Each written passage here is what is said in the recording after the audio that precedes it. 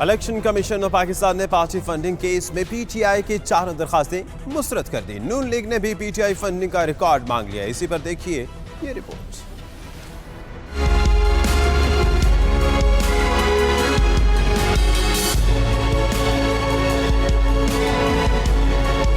Election commission نے تحریک انصاف کی party funding case کا فیصلہ سناتے ہوئے پی ٹی آئی کی 4 درخواستیں مسترد کر دیں۔ الیکشن کمیشن نے حکم دیا کہ اسکروٹنی کمیٹی فوراً فنڈنگ کی تحقیقات جاری رکھے اور دونوں فریقین کمیٹی کے سامنے 14 اکتوبر کو پیش ہوں۔